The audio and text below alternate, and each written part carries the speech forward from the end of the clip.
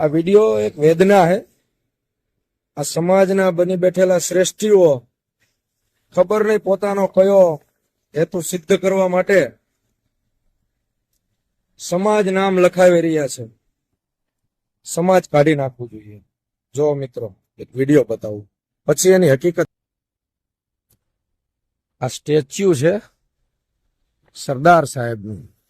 સરદાર સાહેબનું સ્ટેચ્યુ છેલ્લા 9 મહિનાથી આ બંધ હાલતમાં છે।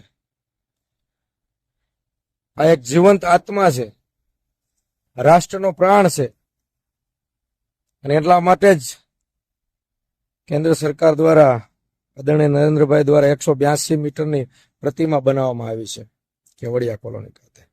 અને આપણા સમાજના શ્રેષ્ઠીઓ આ સ્ટેચ્યુને 9 મહિના ત્યાં ઢાંકેલ છે। 9 મહિના ત્યાં કાપડનું આવરણ ચડાવી અને અહીંયા ઢાંકી દેવામાં આવ્યું છે। ખબર નહીં કે આ મૂર્તિ એક દિવંગત મૂર્તિ આપણા રાષ્ટ્રનો પ્રાણ અખંડ ભારતના શિલ્પકાર મહાપુરુષ સરદાર વલ્લભભાઈ પટેલની મૂર્તિનું અનાવરણ કોને હાથે કરાવવા માંગે છે।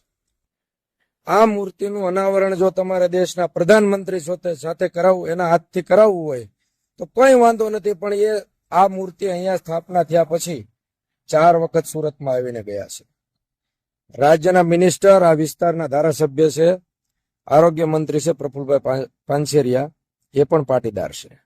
2.5 વર્ષ ત્યાં માવાણી સાહેબ પાટીદાર સુરતના મેયર હતા, અને 98% આ વિસ્તાર પાટીદાર સમાજની વસ્તી ધરાવે છે।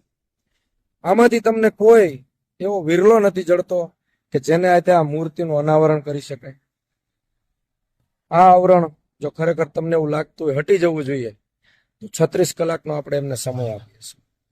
36 કલાકમાં આવરણ નહીં હટે તો અમારી સંસ્થાના યુવાનો અને હું જાતે નિલેશ આસ્વાદરિયા પોલીસ કેસ થાય તો મંજૂર છે, પરંતુ આ કપડું ફાડી નાખીશ।